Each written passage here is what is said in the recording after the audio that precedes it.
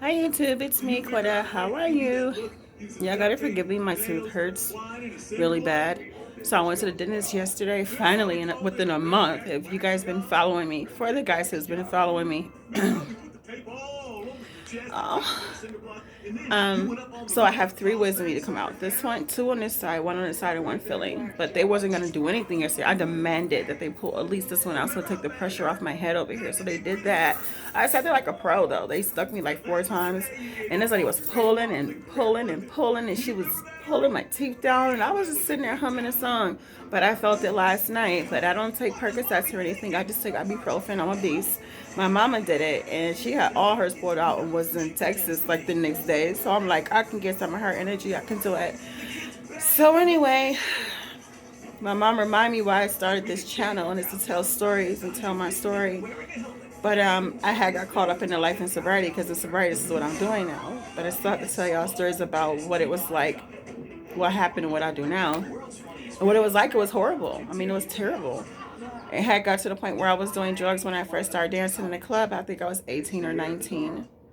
And I guess I always wanted to feel like when I was younger, like a disconnection from the world, like reality. Or I always fantasized about being somebody else or doing something else because I was pretty much um, my mom didn't really allow us to go anywhere, especially me. I'm the oldest. So I pretty much stayed home and didn't really get to go to friends' houses or spend a night at friends' houses. I had to take care of my brothers and sisters, which was fine with me. Like me and my mom already talked about this, and I got through that. I'm not upset about it at all. It's just my life. It's part of how I'm today. I can take care of my family with no problem. I can make some food out of beans and corn.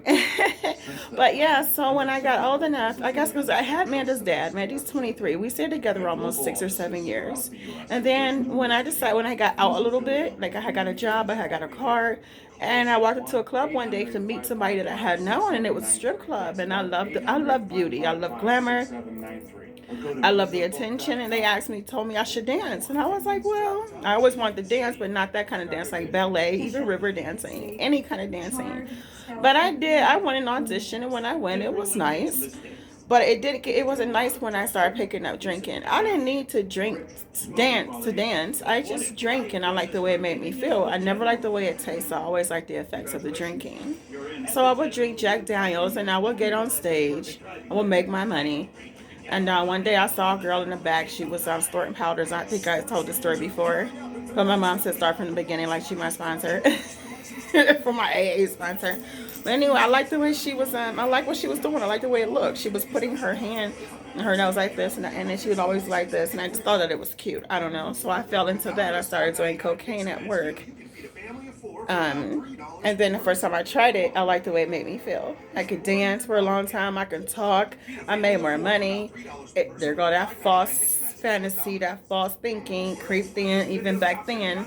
Um, so yeah, I started doing coke, and every day I came in, I would look for coke. And first, I didn't know how to buy it. And I would have people buy it for me. They would take my money, and they would lie and say you get like 3 packages for $50. They would give me one, and I'll do it with them. Then I'll make $50, get more. So it went like that for a while.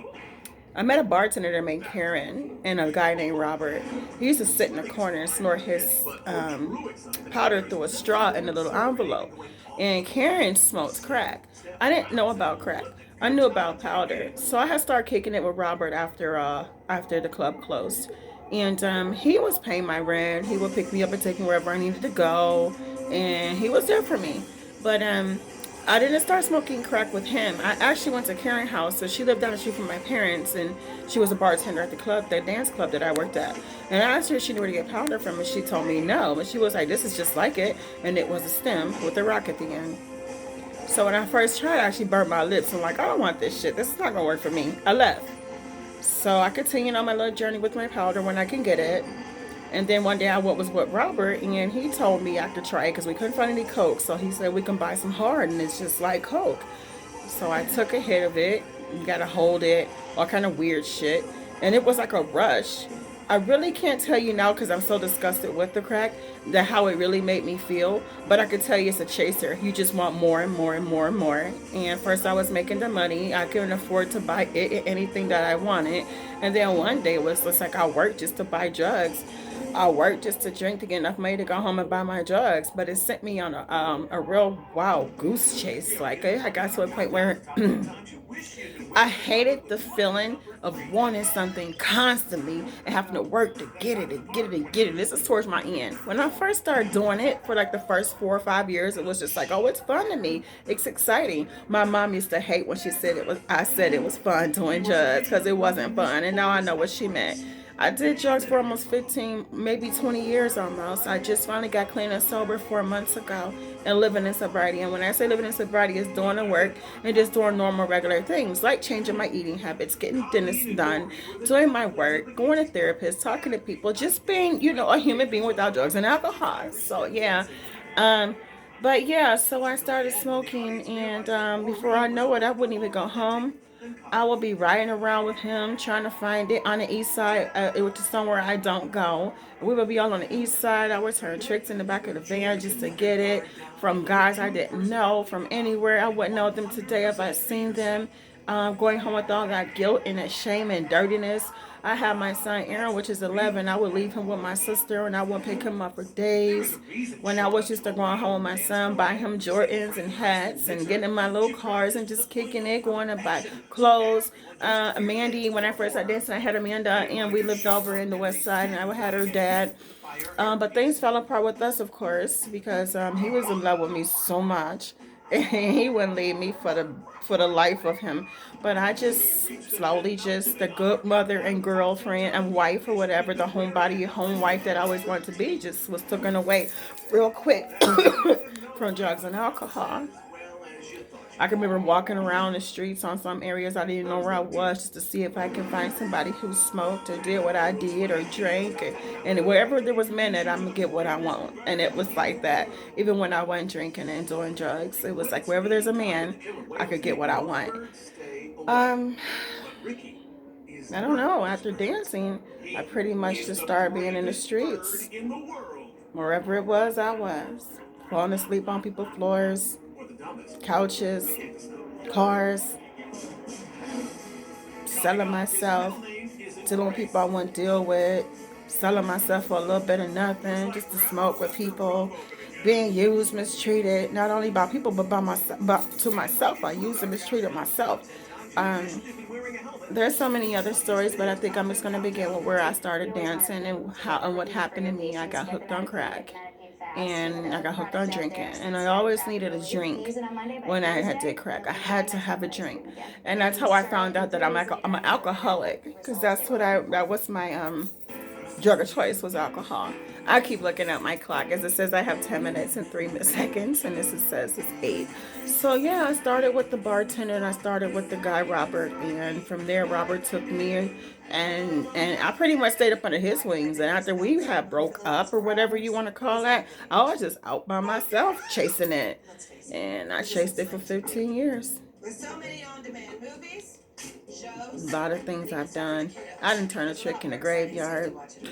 The man wanted to kill me and leave me there. He could have. That's how far that drug could take you. You'll do anything, go anywhere. Scared, praying, and all that nothing don't happen to you. I didn't turn chase behind stores just to get that one more. Drugs is bad, man. Drugs is bad. It just claimed the life of my cousin. So I'm feeling kind of down about it, because this drug is taking people left and right. When God gave me a chance and lift me up and said, I'm going to let you live, and I want you to live for me, I took that chance, and I've been running with it ever since. I'm going to have 4 months, February 7th. February 6th, I died. And God rose me up and renewed me, restored me, gave me a chance at life, and told me I love you and I want you to live like the woman I had planned for you to live when I first gave you to your mama. And but I went through all that to be the person I am today, because in the end of the day, I'm gonna change a lot of lives. Because if I can change, anybody can change. If I can change this girl, If I can change, anybody can change. If you're struggling with drugs and alcohol, there is somebody out there for you to help you. There's AA, there's 211, there's 411, there's meetings all over the world. There are millions and millions and millions of people in AA right now. There's big books. You know, just go to a therapist, ask anybody for help because you can change. And if you don't feel like you want to change, bring the body and the mind will follow. It's time to change. Don't let anything control your life anymore. Don't let anything control the lives of the people around you that love you, because this is a family disease. Once somebody you love doing a disease, you worry about them. You tear them down right along with yourself, and you don't even know that's what you're doing until